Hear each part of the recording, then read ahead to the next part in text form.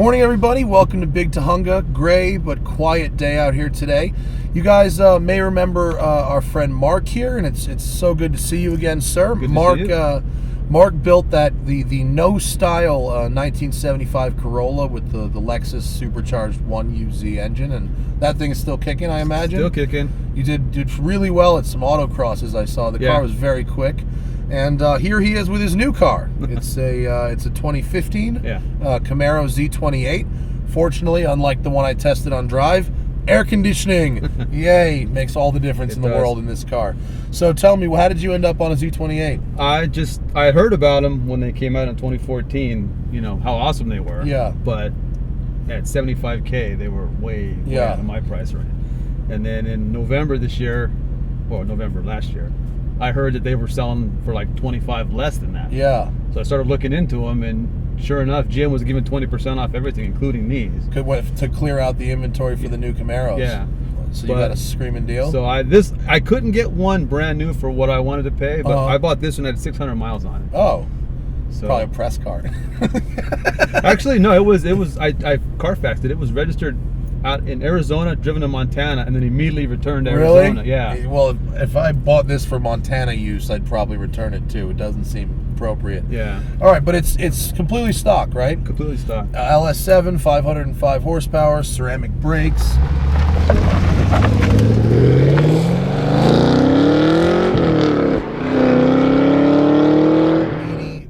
Trofeo R tires, which are really affordable. That's my favorite thing about the Trofeo R. What mode are we in here? We're gonna go into. Put it. Wait, how do I go? There we go. Chassis mode Tour, Sport 1, Sport 2, Race. We're gonna go Sport 2 because I'm not racing nothing. So this car, I drove one for our NBC show. Drove it from Detroit to Watkins Glen in sweltering heat, and I hated it. And then we got to Watkins Glen, and I started doing laps, and I fell in love. Yeah. Because the grip at the front end is just amazing. This engine, it loves to rev. Yeah. Are these dampers done by like Penske or something? Multimatic. Multimatic dampers, yeah. And just the grip and the brakes, and it's a race car. It really is. It's a race car. You know, it actually, because your Corolla, you did a big square stance, and you did a lot of the kind of stuff that GM did with this car. Yeah. Yeah, GM really built the car I was trying to build with the Corolla. Well, there's no substitute for factory performance, even if you are an excellent fabricator, and you are. Yeah. And you're also a very good driver, so I imagine you can really get quite a lot out of this thing. Yeah, I'm still learning, and that's one reason why I bought this, was so I could focus on driving. Because with the Corolla, I'm always worrying, A, if something's gonna break, and B, is the setup good? Is it me or is it the car? Yeah. With this car is fast. I know, so yeah, okay? It's real fast. So I know if it's not fast, it's just I gotta work on the driver.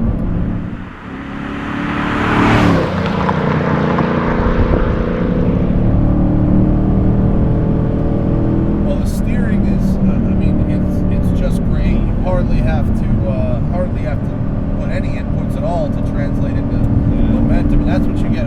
305 fronts, right? Yeah. Yeah, 305 at all four. All four. And the shifter that they use in this is really good too. Very crisp. Yeah. Oh, these things are awesome. Unfortunately, my head is bouncing on the ceiling, which is the. You can lower the seat down. No, it's as far down as it goes, buddy.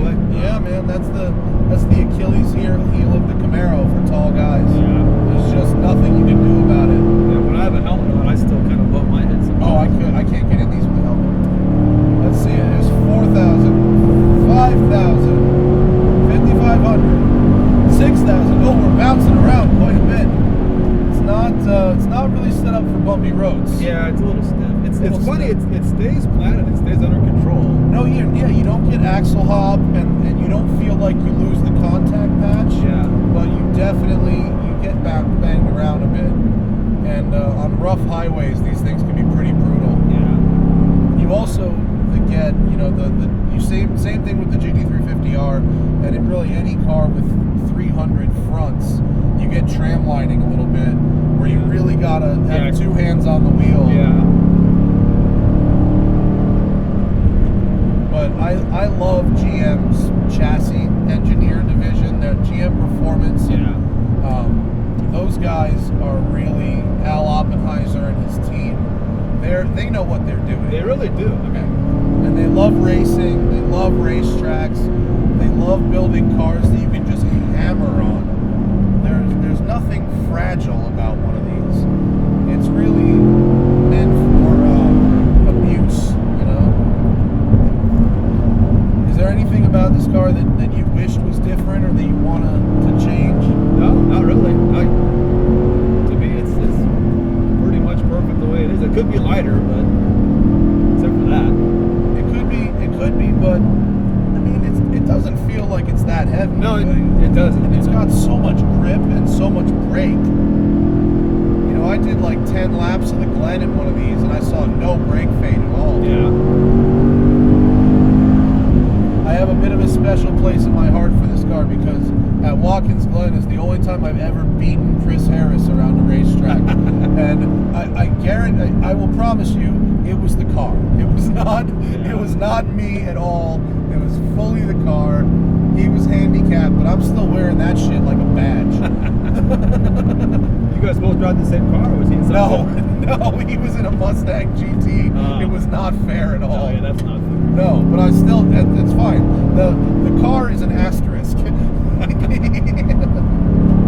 Oh, these things, the inputs are so good. And just having air conditioning. My press car didn't have air conditioning. It drove me nuts, but it makes a big difference when you have it. Yeah, that's why I thought briefly about not deleting it to keep the car really pure. Yeah, no, trust me. The Corolla doesn't have AC, and it's not fun. It's really it's brutal. God, the grip at the front is so good. You know, I'm still getting used to that because I noticed by my tire temps, the tire pressure, I can't get as much in the front, so I don't think I'm pushing it. I think you can turn in harder. Yeah, you can turn in. You can brake harder too. I mean, I'm on the road, not on a racetrack, but but I love it. I love the brakes, really, and it'll do that like all day and over and over. You know, when you're at Watkins Glen and you're heading into the bus stop at around 140 miles an hour, that good brake pedal feel makes a big difference. And I was reading something new I found out about the car just the other day, that the ABS apparently every now and then pushes the pads in, so you don't have to warms them and dries them. Well, no, just because for the pad kickback. Because they're so big that I guess they were aware of some knockback of the pads. Oh, that's interesting. So I didn't know that. To keep the pedal always there. Okay. Every so often the ABS just taps them to make sure.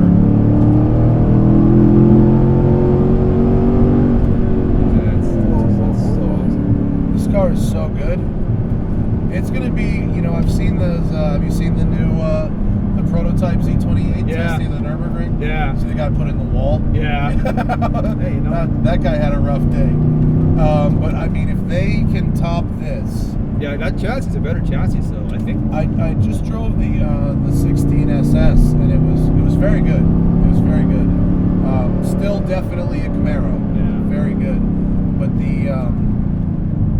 a friend of mine drove the new ZL1 and said it was ridiculous. Said it was completely ridiculous.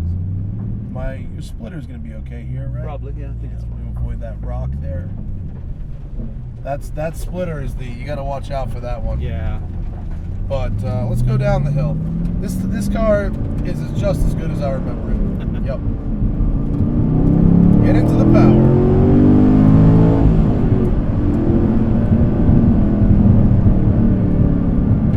Yeah, it's funny. Everybody talks about the GT350R, which even I will admit is probably a little bit better of a car than this, as far as track. It's as a far next as track generation car.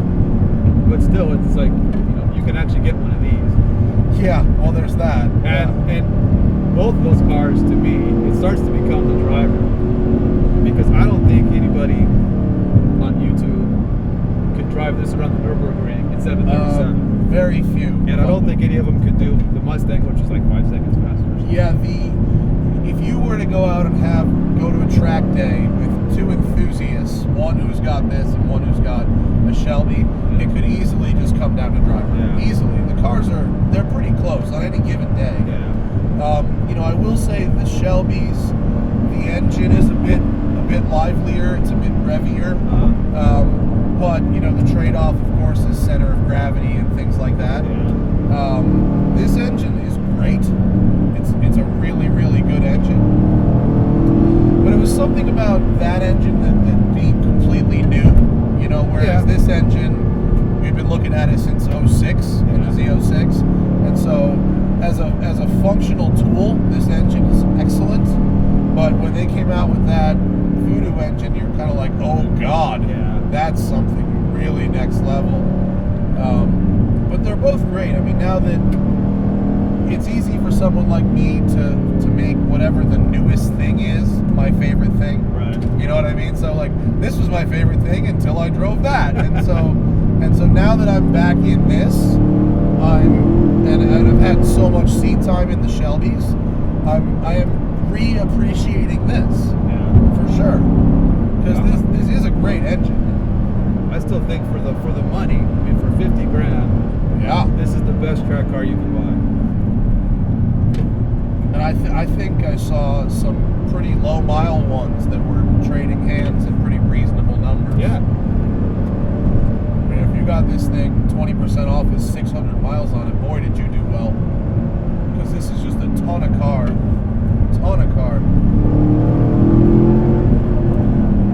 And having read about it, I told, it's the only car, the reason why I bought it actually, because it was the only car I could afford that I have no desire to modify in any way. I feel you on that. Because with the brakes, the spool valve shocks, the motor, the 6-speed, the aero, the suspension. You'd have to spend a lot of money to do better than this. And I'm not even sure you'd spend that money with a guaranteed return. That's the thing. You might make it worse. Yeah.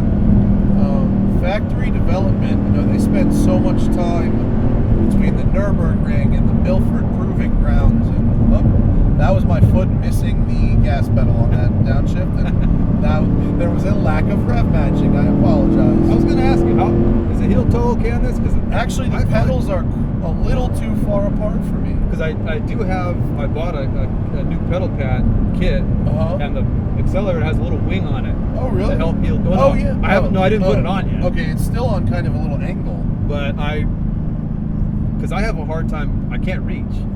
If I was wearing my New Balances, it would be perfect. With my Pumas are narrower and it's just a little too far apart. Does this gentleman want to let me by? That would be excellent. That would be excellent. If not, we'll have to take a pause. But I'm gonna try and no. After it's not gonna happen. Oh wait, braking. Will it? Pray. Have a prayer. Please.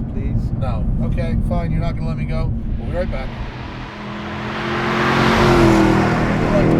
It's a very metallic, but it's got like, I like when it's like extra metallic like that.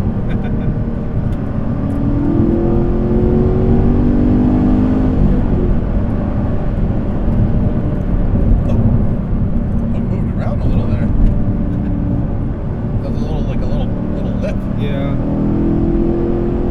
it does move around some. This road is really good. This road's kind of bumpy for this car, but on the track, I mean, I did 2 laps in this car, and then I just went, oh my God, this is incredible. The amount of grip and brake and speed that you can carry through, and actually the 5-mode traction control system I really like in mode 4 and 5, like you can get a little bit of slip and it won't kill power. Yeah. It's like you can hear it. It's just enough to keep you from killing yourself. It's got a really good system in it. Yeah, usually if I'm driving the Canyon, I'll keep it at 3. And if I know the road really well, I'll put it on 4. Yeah. The track usually I'll only use 5 when I'm on the track. If you can swing the money for tires too, it's a good drift car. They're a lot of fun for that.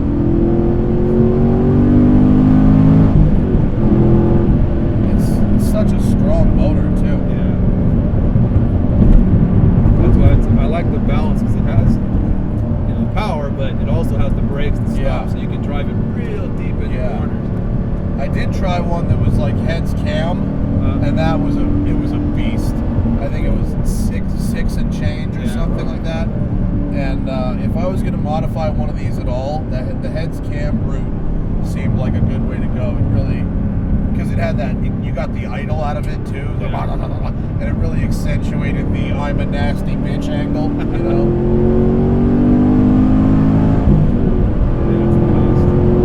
What a great car. So fast.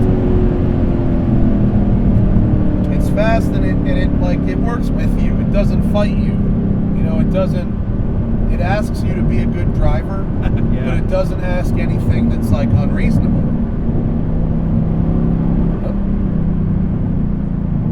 Random place for a tandem cycling. Okay. It's got a really wide power band. I will say that the power band, the red line is 1,000 RPM lower than the Shelby, but the engine really starts making power about 1,000 RPM lower as well. So you get just as wide of a power band as the Shelby. It just all happens a little lower. Yeah, which is fine. You know, I don't really care. Some people really need that super high revving. I mean, I like it in the Shelby. It's fun, but I don't really care where an engine makes power as long as it makes a whole bunch of it. You know what I mean? Yeah. This was excellent. This was everything I thought it would be, and it's good to see you again. I'm glad that you're doing well. And Thank you. Your other car, go deep into our channel and watch Mark's other car, the No Style 1975 Corolla. It's really, really neat. And thank you for sharing this with me. I'm glad you're enjoying it and you feel like you made the right decision. Yeah. And of course, thank you guys for watching, and we'll see you soon. Later.